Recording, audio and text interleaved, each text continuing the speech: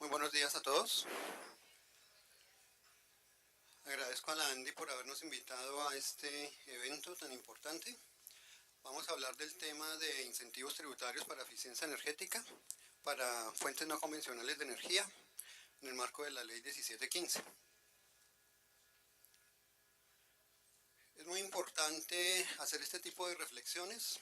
Nosotros creemos que el mecanismo, pues en general, funciona. Hay algunos puntos a tener en cuenta, como estos que están acá, como que requerimos, bueno, hay dos tipos de incentivos, los de fuentes no convencionales y los de eficiencia energética. En cualquiera de los casos hay al menos dos o tres organizaciones que tienen que ver con el trámite, además del usuario, como vamos a ver ahora. Pues está involucrada la UME, que hace una evaluación energética, luego la ANLA, que hace una evaluación ambiental, y pues dependiendo del tipo de trámite que se requiera, también vamos a tener involucrada la DIAN. Es muy importante lo que vemos aquí relacionado con solicitantes proactivos. Como el trámite tiene dos partes de las evaluaciones que acabo de mencionar, resulta que una vez nosotros hacemos el concepto en la UME, es el usuario quien debe radicar ante la ANLA. Y nosotros hemos detectado por la información que cruzamos con la ANLA que en muchos de los casos los usuarios están demorando bastante tiempo. Incluso hablamos de meses. Entonces es muy importante que los usuarios tengan presente esos tiempos, que tengan muy presente que necesitan radicar en la ANLA para que mientras nosotros hacemos la evaluación energética en la UME vayan alistando lo que deben radicar en la otra entidad y tan pronto tengamos el concepto en la unidad pues puedan pasar directamente a la ANLA. Y algo muy importante que siempre destacamos también, la carta de navegación es la normatividad. Entendemos que el tema de las resoluciones puede ser un poco complejo de leer, un poco pesado en algunos casos, pero necesariamente se requiere hacer esa lectura cuidadosa y detallada porque ahí es donde están los detalles de cómo se hace el proceso, cuáles son los requisitos, cuáles son los formatos que se deben diligenciar. Ahí están los tiempos, ahí está cómo se debe proceder en caso de las aclaraciones, etcétera, etcétera. Entonces es muy importante que leamos muy bien los actos administrativos que vamos a ver ahora más en detalle para poder hacer un trámite más adecuado. Les voy adelantando que de la mayoría de solicitudes que nosotros recibimos, regularmente se requiere reproceso. Es muy raro que una solicitud ingrese, vaya al comité y de una vez en el comité se evalúe y tenga el concepto que deba tener. Regularmente nos hace falta información, regularmente faltan cosas, regularmente faltan de pronto soportes y por eso insistimos tanto en esta parte de leer muy bien los actos administrativos. De manera general, pues recabando nuevamente en la primera frase de la diapositiva anterior, pues queremos destacar que existen dos referentes muy importantes para los dos temas, eficiencia energética y fuentes no convencionales. La ley 697 del año 2001 y la ley 1715 de 2014. En realidad ambas leyes son para los dos temas. No sé si todos tenemos presente eso, pero las dos leyes son para los dos temas. La 697 tiene un énfasis en el tema de eficiencia energética, por eso aquí en la diapositiva lo colocamos de primeras. Y la ley 1715, que también es para los dos temas, tiene un énfasis en la parte de fuentes no convencionales. De hecho, la gente conoce las leyes con el énfasis que acabo de mencionar. La 697 la gente la llama la ley de URE, de uso racional de la energía, y la 1715 la gente la conoce como la ley de renovables, pero pues aclaro que las dos son para los dos temas. Derivados de esas dos referentes normativos, aplicamos incentivos para los dos temas.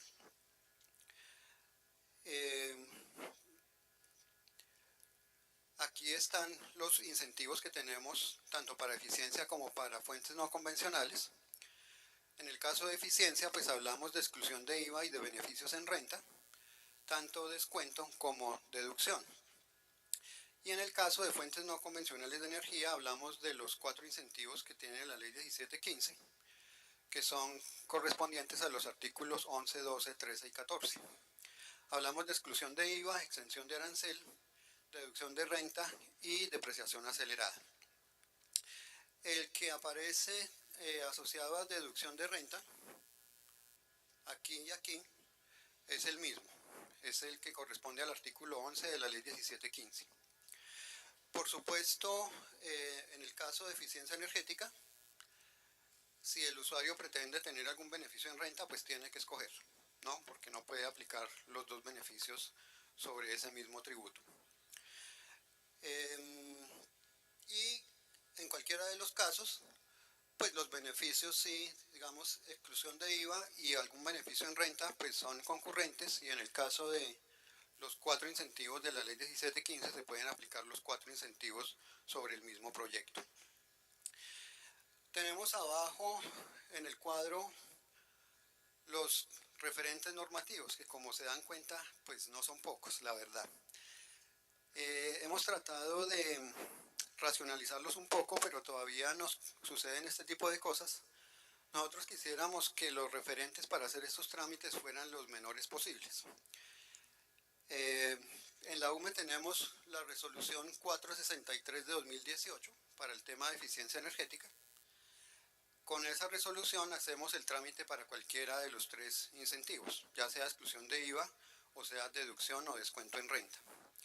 En el caso del Ministerio de Ambiente, pues tenemos diferentes referentes.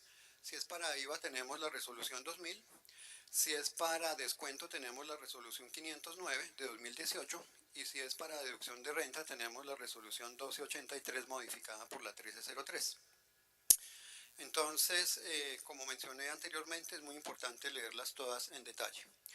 En el caso de fuentes no convencionales, que es donde nos vamos a concentrar, pues los referentes normativos están como primera instancia el decreto 2143, que adiciona el decreto 1073, que es el único de minas y energía,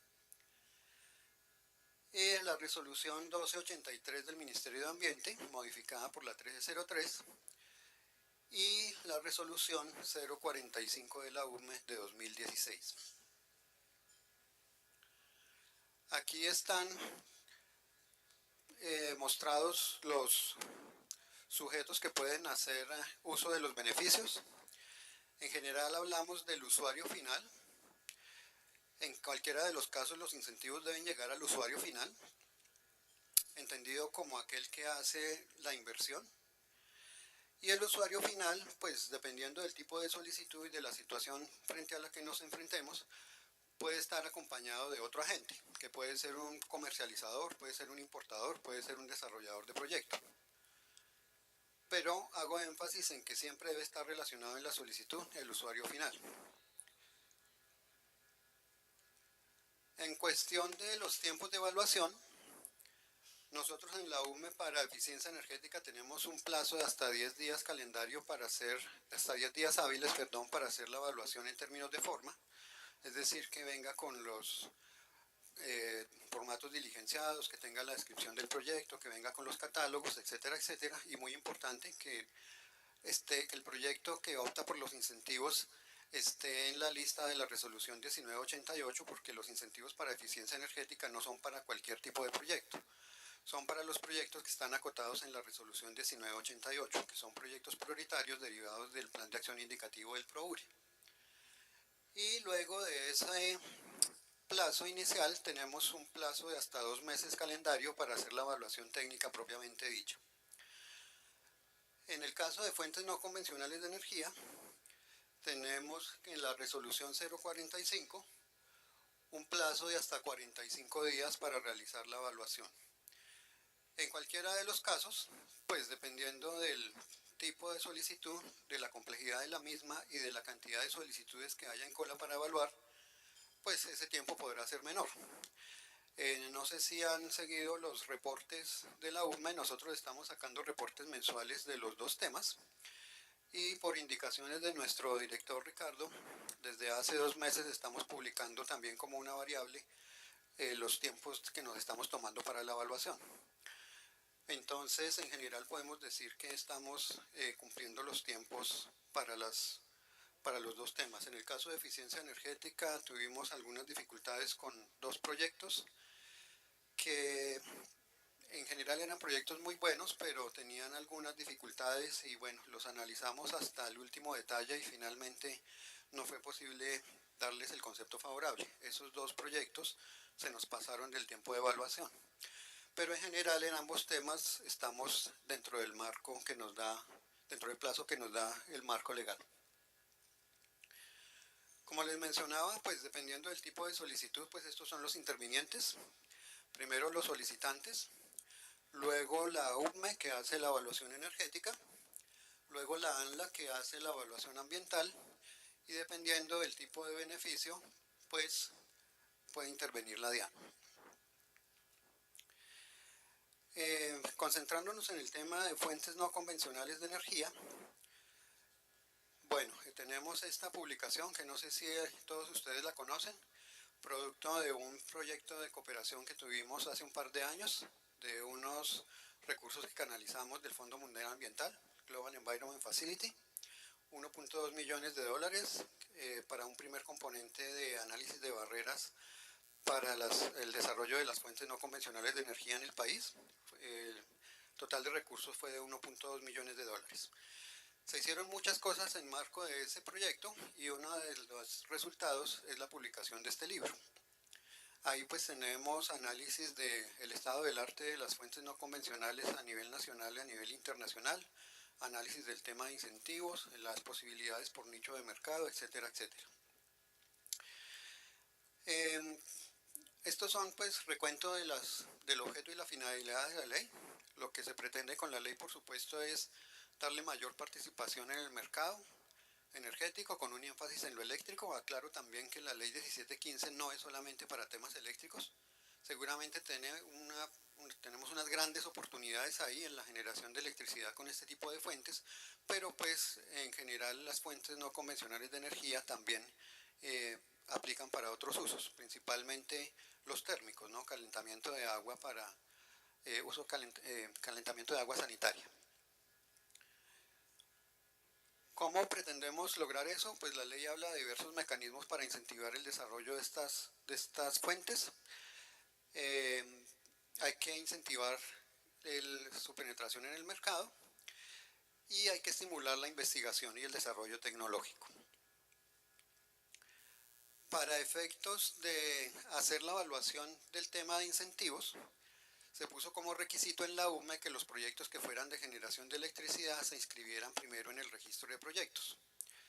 Ese registro de proyectos existe en la UME desde el año 2007 y las resoluciones del caso indican que el plazo para que la UME haga esa evaluación de registro o la inscripción del proyecto es de hasta 30 días calendario.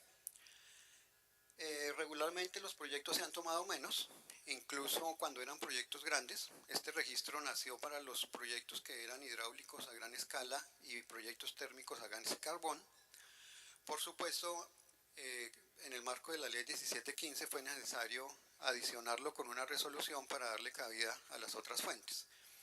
Pero incluso cuando el registro se hacía solo para los proyectos grandes, el tiempo de inscripción era sensiblemente menos. En el caso de los proyectos de fuentes no convencionales, pues se han realizado inscripciones en el registro hasta en 3 o 4 días. Entonces esto ha resultado bastante ágil.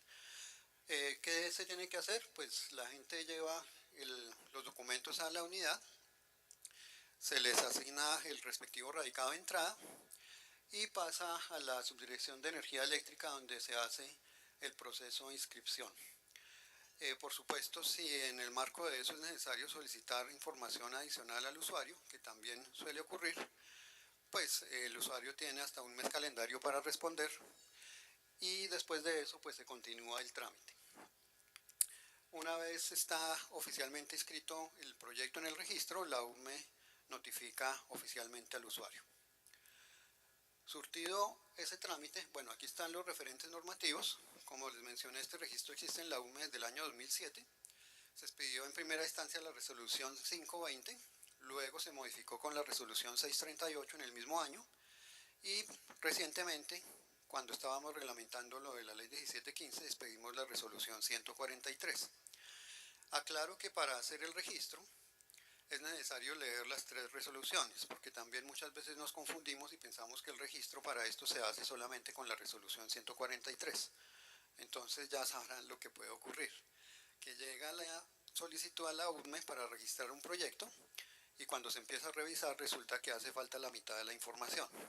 Acordémonos que estos actos administrativos, cuando están modificando otro, pues por supuesto tenemos que leer el original. Entonces, para hacer el registro hay que tener en cuenta las tres resoluciones porque en las tres resoluciones hay requisitos. Ese proceso de registro está también planteado ahora para compilar todo en una sola resolución. El registro tiene tres fases. Hablamos de fase de prefactibilidad, fase de factibilidad y fase de diseño. Dependiendo de la fase en la que el proyecto se encuentre, pues se solicita mayor o menor cantidad de información. En el caso de que esté en prefactibilidad, pues más que todo se pide el tema de la localización del proyecto y pues datos preliminares.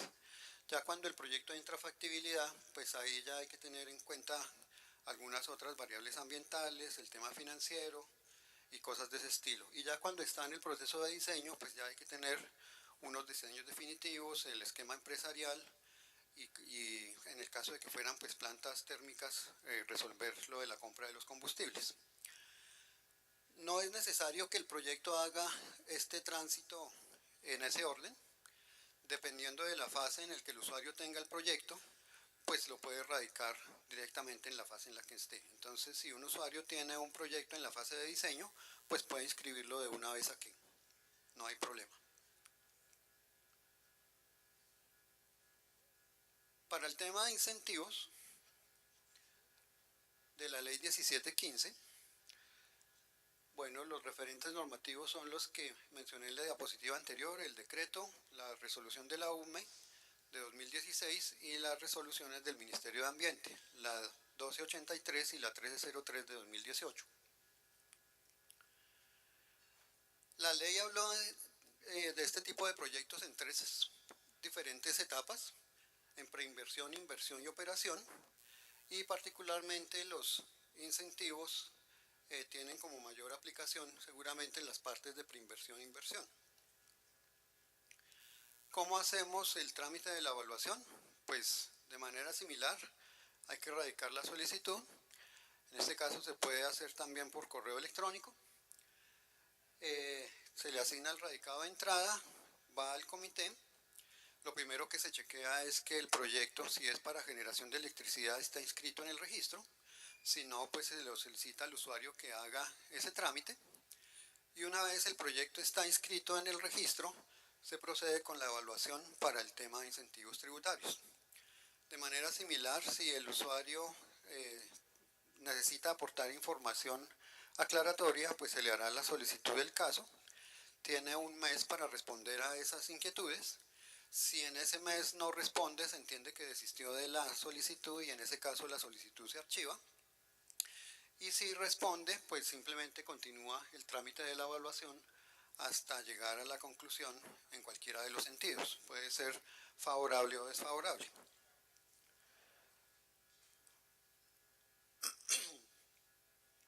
Los requisitos para presentar la solicitud en la URME están específicamente en el artículo 5 de la resolución 045. Y la solicitud pues se compone, además de los formatos que están aquí, de una descripción muy detallada del proyecto donde se diga pues cuál es la tecnología, dónde está ubicado, etcétera, etcétera. Tenemos los dos formatos, el formato de presentación que básicamente es donde se consignan los datos de contacto del usuario, la localización del proyecto, el nombre del proyecto y el costo del proyecto discriminando el IVA. Y el formato que llamamos de especificaciones de bienes y servicios, donde hay que colocar las subpartidas arancelarias, la marca y el modelo del equipo, marcar allí qué tipo de incentivo se pretende y también indicar el costo desagregando el IVA. En cuanto a la descripción del proyecto, pues es importante que nos alleguen este tipo de cosas, como saber qué recurso energético están usando, el tipo de sistema, la tecnología, el tipo de generación, ahí nos referimos a si es autogeneración o si se van a vender excedentes a la red también, o si es una planta como tal de generación de electricidad, si es un sistema para calentar agua, la localización, la eficiencia del sistema, si es por etapas indicarlo, aquí información de los costos indicando si es también el de generación, pues el costo por kilovatio instalado, el costo medio de la energía a generar. Pues nosotros, las solicitudes que nos llegan a la UME suelen tener el tema de las emisiones, pues nosotros hacemos allí pues como un chequeo preliminar, sin embargo no es énfasis en nuestro caso revisar al detalle esa parte, eso lo revisa más en detalle la ANLA. Y bueno, muy importante la simulación del proyecto. Hay que describir muy bien la función de los equipos y de los servicios. En el caso de los servicios hay que definir cuál es el alcance y quién es el proveedor. Hay que adjuntar los catálogos de los equipos y es necesario también incluir planos descriptivos del proyecto. Nosotros en la unidad, como les dije, estamos publicando mensualmente los reportes.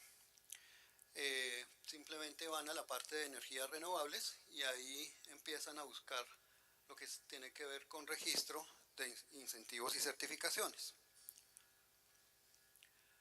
Tengo los reportes al 30 de junio, ya está, al 30 de septiembre, estamos por publicar la fecha de corte a octubre.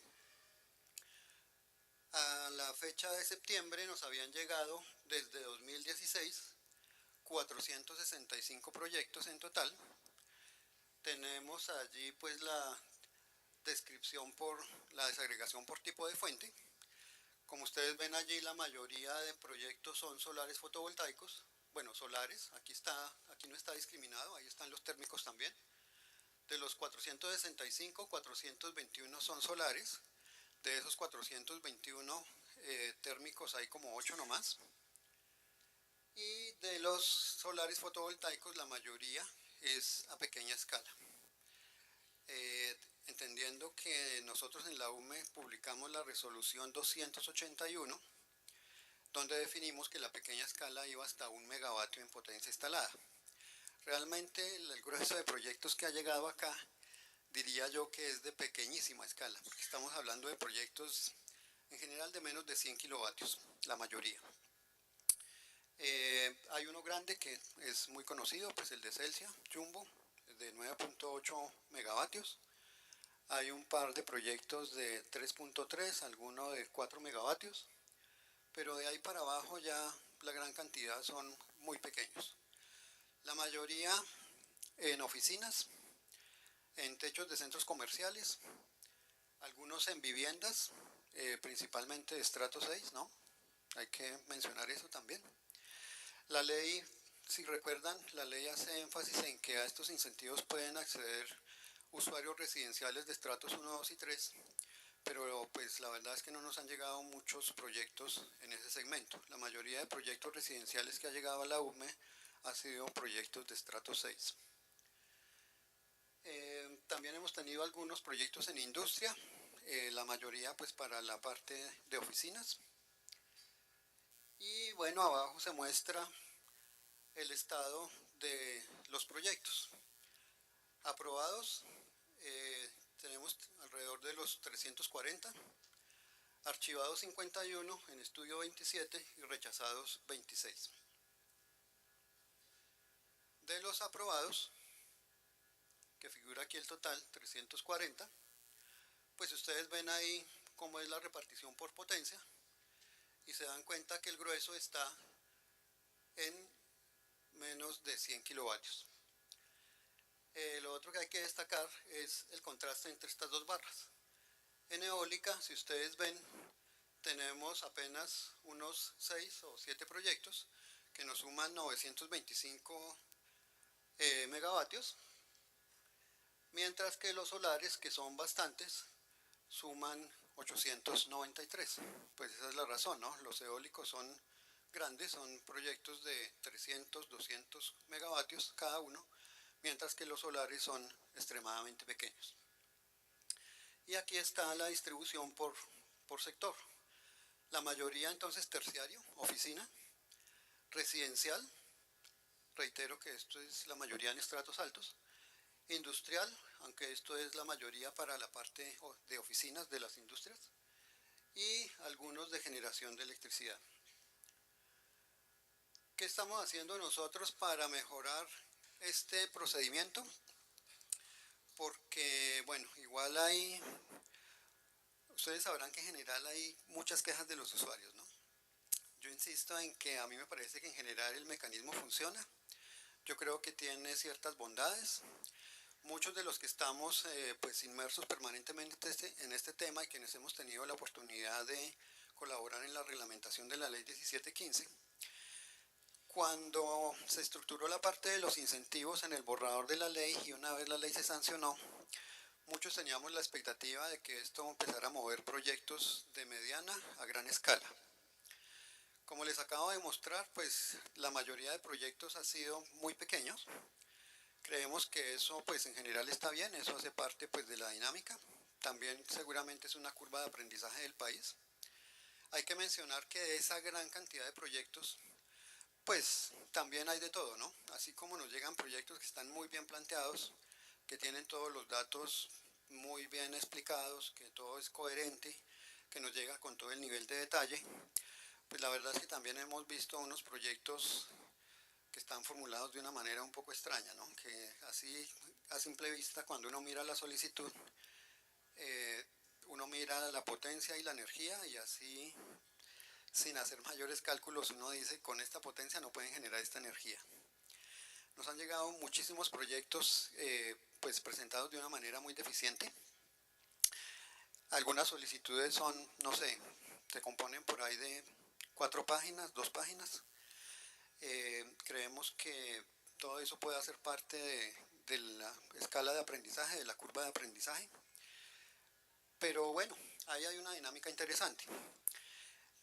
Insisto en los temas de los tiempos de evaluación, si bien nosotros tuvimos alguna coyuntura muy recientemente que empezamos a evaluar, porque pues una vez publicamos la resolución 045, teníamos solamente una persona en la URME que estaba como encargada de ese trámite y resulta que empezó a llegar una avalancha de proyectos, se nos formó un cuello de botella y la verdad fue que tuvimos alguna dificultad. Pero bueno, el director en su momento, que era Jorge Valencia, pues organizó un poco el tema y a estas alturas estamos pues ya mucho más organizados en la unidad. Nosotros tenemos un comité que se reúne sagradamente los jueves. Hoy yo no estoy en el comité pues porque estoy aquí, pero el comité se reúne sagradamente todas las semanas y puedo decir que en este momento nosotros vamos al día, no tenemos solicitudes atrasadas. Como les digo, hay unas que tienen reproceso, pero en general nosotros vamos al día con la evaluación.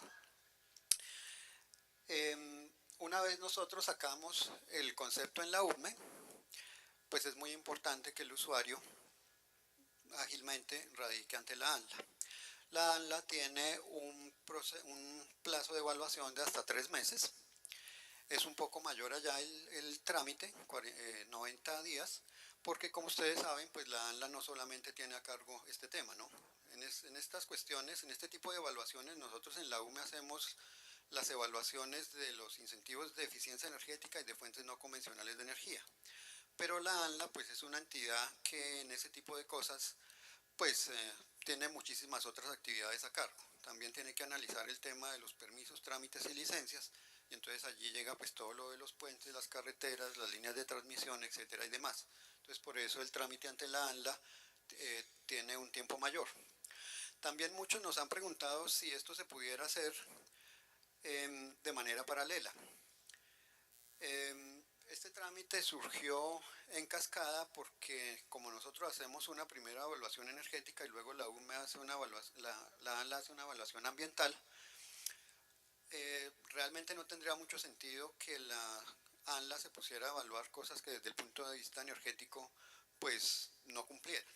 Entonces esa es la razón por la cual están en cascada. Seguramente el argumento es más fuerte en temas de eficiencia energética. Eh, con la dinámica que hemos tenido en la parte de fuentes no convencionales, pues hasta el momento creemos que la mayoría de proyectos que nosotros damos concepto favorable en la UPME, pues luego llegan a la ANLA y tienen un trámite que llega también a feliz término. Entonces, bueno, seguramente ese tipo de cosas para el tema de fuentes no convencionales de energía se podría revisar. Hasta el momento los trámites siguen en cascada. ¿Qué estamos haciendo de todas maneras para mejorar? Estamos trabajando en un aplicativo online para que el usuario pues, pueda a cualquier hora subir la solicitud y que a través de ese mismo sistema le pueda hacer seguimiento. Nos sucede con mucha frecuencia que los usuarios pues permanentemente nos están abordando, nos están llamando para averiguar cómo va el trámite, entonces pensamos que también este aplicativo nos va a ayudar para que el usuario pueda hacerle seguimiento también más fácil. Estamos revisando muy al detalle los requisitos que tiene la UME, los requisitos que tiene la ANLA y estamos mirando cómo racionalizamos un poco ese asunto. Dentro de las cosas que estamos haciendo se encuentra la expedición de una nueva resolución de la UME que seguramente muchos de ustedes han visto, ¿cierto? Levanten la mano los que vieron en consulta el proyecto de resolución que estuvo hasta el 26 de octubre. Sacamos una nueva propuesta la primera semana de octubre, estuvo en consulta hasta el 26. Nos llegaron alrededor de 100 comentarios. Ya pues los analizamos todos. En general les hemos dado respuesta ya. Vamos a publicar la circular que corresponde. Y estamos a puertas de sacar esta resolución. En esa resolución pues estamos revisando requisitos. Estamos revisando la lista de bienes y servicios, que la propuesta es que ahora sí haga parte del cuerpo de la resolución. Antes la lista se publicó pues de manera independiente, porque pues la ley 1715 dijo que el trámite se haría con base en una resolución que publicara la UME, pero pues cuando se sacó la 045, la lista estrictamente hablando no era un anexo de la resolución, la lista estaba aparte, pero los análisis jurídicos han indicado que es mejor que la lista haga parte del acto administrativo. Entonces ahora sí la lista se propone que va a ser un anexo. La lista pues como tal también la estamos revisando. Había muchas cosas allí que nos complicaban un poco la vida, porque en la lista quedaron unas casillas donde figuraban, por ejemplo, otros, o en algunas partes quedó la expresión etcétera, y eso a la hora de hacer las evaluaciones pues se vuelve un problema porque vienen unas discusiones infinitas. Entonces quisiéramos depurar un poco eso. Es claro que con la resolución que vamos a sacar, entonces vamos a derogar la 045. Estamos haciendo la revisión de requisitos comunes entre la UME y la ANLA, y derivado de eso estamos avanzando en lo que se ha anunciado como la ventanilla única de trámites de incentivos, que ya le hemos puesto un nombre preliminar, que es SBUTI, que lo van a empezar a escuchar. Y con eso lo que se supone es que vamos a tener un formato único para que en un solo formato el usuario ponga toda la información y de ese formato la UME coja lo que requiere y de ese mismo formato la ANLA coja lo que requiere. Tenía por aquí una mención a los temas de eficiencia energética. Rápidamente, pues el tema de las evaluaciones que principalmente nos han llegado del sector terciario y de transporte. Nos sigue llamando la atención que en eficiencia energética nos llegan muy poquitos proyectos de industria. Ese era como el mensaje que quería mostrarles. Ese también es el corte a septiembre 30. Estos informes están, reitero, en la página de la UME, los pueden consultar mes a mes. No sé si tenemos un par de tiempo para preguntas, un tiempo para un par de preguntas, o estamos mal de tiempo.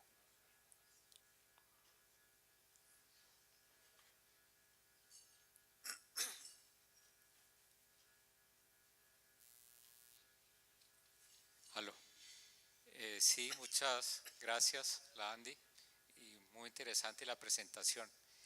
Eh, Mi nombre es Álvaro Pedrosa, soy director de una firma de banca de inversión que se llama Incorbank y sé que la presentación que usted ha dado es a partir del desarrollo de la ley 1715.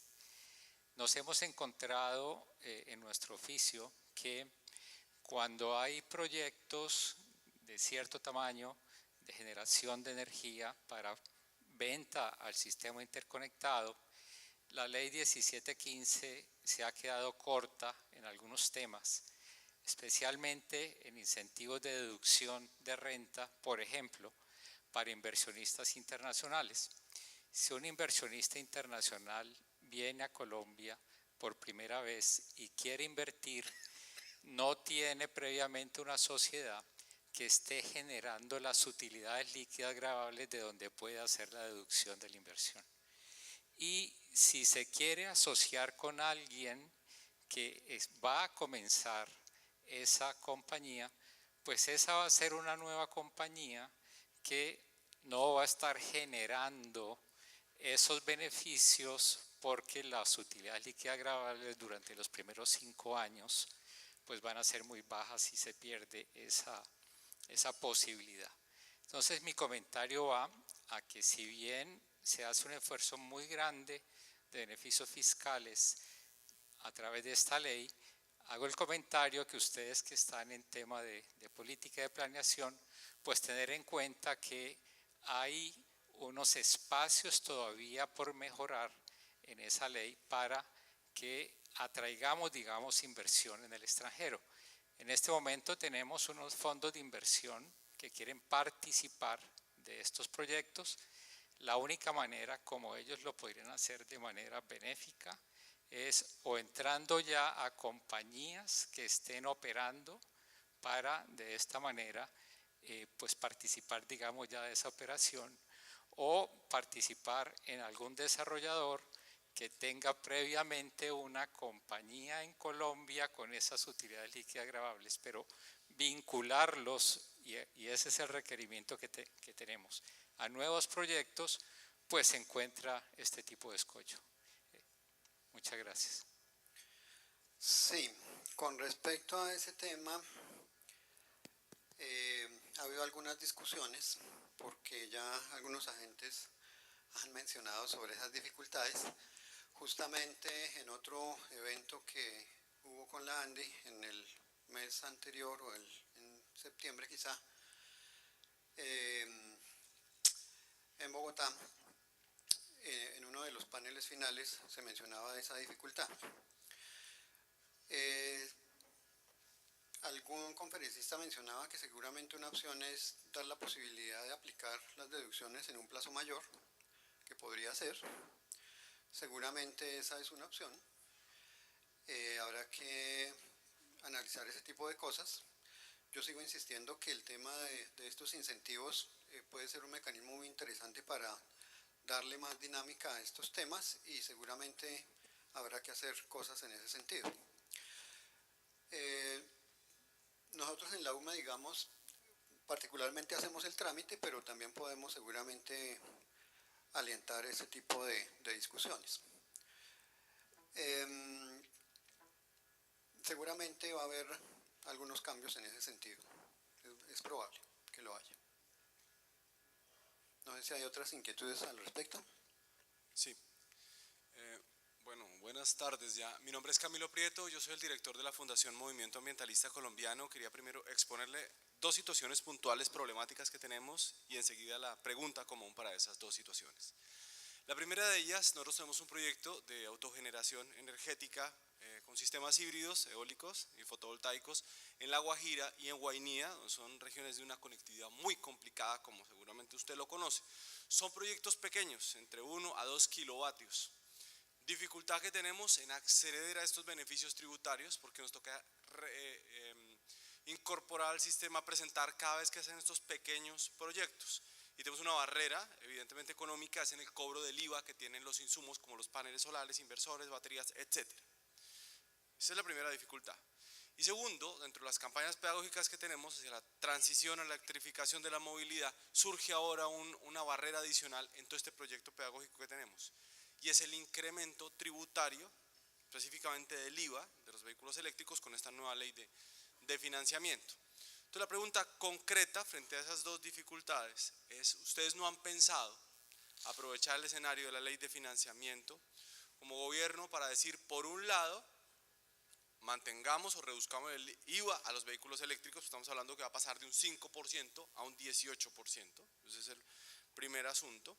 Y el segundo, así como por ejemplo el gas butano, propano, gas licuado están exentos de IVA, así como pasa con las municiones y armamento, ¿por qué no hacer lo mismo con los paneles solares y con insumos que se necesitan para pequeños proyectos, para que se genere un estímulo? Es que cuando uno lo mira desde una perspectiva, esto tiene un estímulo para los grandes proyectos, como usted lo decía. Sí, claro, hay pequeños proyectos, pero situaciones como la de nosotros encuentran unos tropiezos enormes en esos primeros pasos económicos. Entonces, ¿ustedes ven esa posibilidad de solicitar esa exención directamente del IVA para esos insumos y para los vehículos eléctricos? Pues esas son discusiones que se están dando también. Claramente el tema de la exclusión de IVA tiene una profunda discusión en este momento en el marco del borrador del proyecto que hay, porque de entrada está eliminando el 424-7 del estatuto, que es en el que están enmarcados los temas de exclusión de IVA para proyectos de eficiencia energética. Particularmente el tema de los vehículos ha sido tema de muchas y profundas discusiones. Con la ley 1607 de 2012 fue, una reforma anterior, pues se logró que quedara un IVA del 5%, y luego algunos queríamos que existiera la posibilidad de hacer la exclusión del 5%. Y contando algunas de las incidencias de esas discusiones, pues les cuento que algunas personas, y no pocas, se opusieron a que se diera la posibilidad de esa exclusión. A mí me parece que si bien ya había una reducción sensible del IVA para los vehículos eléctricos, al gravarlos con el 5%, de todas maneras el tema seguía siendo complicado, particularmente para ese segmento. Y digamos que algunas personas hicimos el esfuerzo de que todavía los vehículos tuvieran la posibilidad de excluir ese 5%. Finalmente se logró y así lo hemos venido aplicando.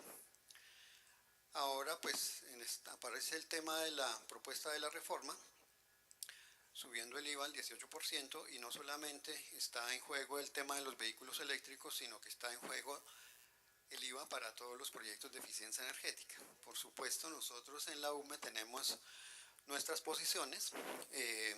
El martes de esta semana, muy a primera hora, en Consejo de Ministros, se ha tratado el tema, y pues la UME, a través de nuestro director, pues le llevó el mensaje a la doctora María Fernanda para que pudiéramos, digamos,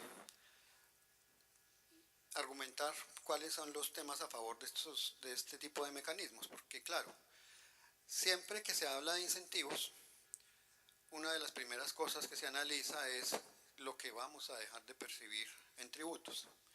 Y entonces se hacen los análisis y se habla del faltante fiscal y se habla de las dificultades que eso puede implicar, pero realmente los incentivos están puestos también por la otra parte, ¿no? Y es que tiene unos beneficios para la economía, tiene unos beneficios para los particulares, para que puedan crecer sus negocios, para que tengan, si son personas naturales, para que también asimismo mejoren su economía. Y más allá de los temas energéticos y económicos, este tipo de proyectos de eficiencia energética y de fuentes no convencionales de energía, pues claramente tiene unos impactos positivos en el ambiente y en la salud. Y no son discursos retóricos. Todos sabemos las crisis por las que ha estado pasando Medellín por temas de la contaminación del aire. Entonces, Si bien hay que hacer el análisis de cuánto vamos a dejar de percibir por los incentivos tributariamente, pues por supuesto la otra parte que pesa es cuánto nos estamos ganando en temas económicos, energéticos y ambientales. Entonces, bueno, nosotros hemos argumentado en ese sentido por qué es importante mantener este tipo de incentivos. Los incentivos en general en el país no son nuevos, ¿no? Bueno, para empezar, incentivos hay de muchas clases, por supuesto. Nosotros en la UME manejamos los de eficiencia energética y los de fuentes no convencionales, pero pues como muchos sabrán, pues están también los de ciencia y tecnología, también están los temas de unos incentivos específicos para los generadores, bueno, y por supuesto los de zonas francas y cosas de ese estilo. Estos incentivos para sistemas de control y monitoreo ambiental vienen desde la ley 223 de 1995. Los que están reglamentados para energía realmente están reglamentados desde el año 2012. Entonces, en ese sentido, creemos que pues, ha pasado un tiempo que es relativamente corto para un mecanismo de este estilo. Y yo particularmente pensaría que hemos tenido un aprendizaje importante, que lo mejor está por venir. Mencioné hace un momento que nos sigue extrañando que la industria no nos presenta muchos proyectos y precisamente creemos que hay un potencial grandísimo. Lo que se ha movido bastante es el tema de transporte. No lo traje hoy para la presentación porque creo que no era del resorte inicialmente, pero tradicionalmente nosotros en la UME presentamos cómo es el consumo de energía en el país. Entonces, el sector transporte consume el 40% de toda la energía y es el sector donde no solamente consumimos la mayor cantidad de energía, sino es donde tenemos las mayores ineficiencias. En el plan de acción indicativo del PROURE 2010-2015, la meta de transporte era una meta absolutamente pequeña. Pensábamos ahorrarnos en ese periodo el 0.33%. Y la meta fue pues objeto incluso de chistes por ahí, ¿no? Fíjense que con esa meta logramos empezar a hacer unos proyectos importantes en el asunto, porque la meta era exigua en el marco de ese plan. Porque pensar en otro tipo de tecnologías en el año 2008, cuando empezamos a hacer el plan, era casi que utópico. Y nosotros, con las uñas trabajando y mirando cómo íbamos a sacar información, habíamos hecho un estudio en 2007 en la UME sobre perspectivas de penetración del transporte eléctrico en el país, y la verdad es que el estudio nos decía que se iba a demorar bastante en entrar. Y fíjense que cuando uno revisa los incentivos que evaluamos entre 2013 y 2016, el beneficio en IVA potencial es de 120.000 millones de pesos, y de esos 120.000, 80.000 van por transporte. Entonces, a mí me parece que el incentivo sí es un mecanismo que puede hacer que ciertas dinámicas empiecen a darse, y tenemos un potencial enorme en transporte e industria principalmente. Entonces, yo creo que el mecanismo se puede mejorar, y reitero que me parece que lo mejor está por venir. Entonces, por supuesto, nosotros estamos en el marco de la ley de financiamiento, pues haciendo los comentarios del caso, junto con Ambiente, que es nuestro aliado estratégico para estos temas, y bueno, las otras entidades, Minas y Energía, y la ANLA, por supuesto. Entonces, bueno, vamos a ver qué sucede, pero estamos muy pendientes de apoyar la discusión en el sentido que corresponde. Creo que no tenemos más tiempo para preguntas. No sé, Jesús. Bueno, Perdón, qué pena, ahí está en la presentación. Discúlpeme que lo interrumpa. En lo de ¿se acuerda que lo último que le pregunté de los pequeños proyectos, de esa dificultad que tenemos para los pequeños proyectos? ¿Sí? Y en términos de ello y eso. Bueno, con los pequeños proyectos, yo soy de los que creo que sí debería haber una diferenciación, por lo menos en la evaluación. Si un proyecto es grande, como el que mencionamos de Celsia, pues seguramente un trámite de 5 meses para un proyecto que tiene un cronograma de 1 año, 2 años, 3 años, puede ajustarse medianamente bien. Pero si el proyecto es muy pequeño, como la anécdota que suelo contar en este tipo de presentaciones, nos llegó a la UME un proyecto que tenía una potencia a instalar de 250 vatios pico, un solo panel. nosotros ni siquiera sabíamos si teníamos que evaluarlo o no.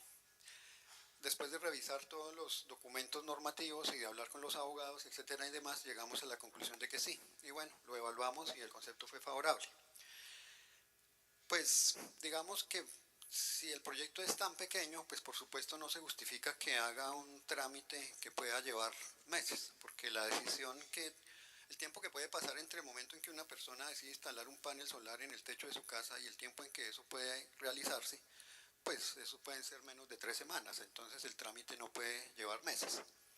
Entonces yo soy de los que cree que para los proyectos pequeños por lo menos el trámite sí debería ser diferenciado.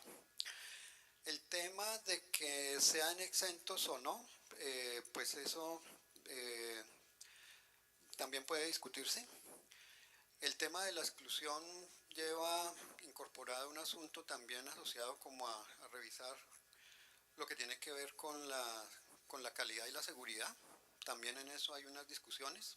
Yo creo que los incentivos deberían ir pues necesariamente a equipos que tengan una calidad pues reconocida y que ofrezcan seguridad para el usuario, porque todos sabemos que en el mercado circulan muchos equipos de muy mala calidad y tal vez no sería tan adecuado que se le diera incentivo a cosas que son de mala calidad y que ofrecen riesgo al usuario. Entonces, en ese sentido, la evaluación es importante porque ahí nosotros chequeamos ese tipo de cosas. Por eso no nos parece adecuado, por ejemplo, que se haga por sus partidas arancelarias, que siempre muchos nos han dicho es que deberían era simplemente decir, por ejemplo, los módulos solares no pagan IVA y ya. El punto es que muchos de los módulos solares que circulan en el mercado son unos módulos terribles y nosotros que tenemos la información en la UME lo sabemos. Seguramente algunos que son desarrolladores de proyectos y eso trabajan como con unas marcas específicas y saben que les funciona y ya. Pero nosotros que en la UME recibimos toda la información, hemos rechazado proyectos porque los módulos no cumplen con absolutamente ninguna norma técnica de ninguna índole. Entonces, a mí me parece importante ese tipo de cosas. ¿Listo? En la presentación que pues supongo que quedan las memorias, ¿no? Están los correos a los que nos pueden hacer consultas particulares también. Bueno, muchas gracias a todos.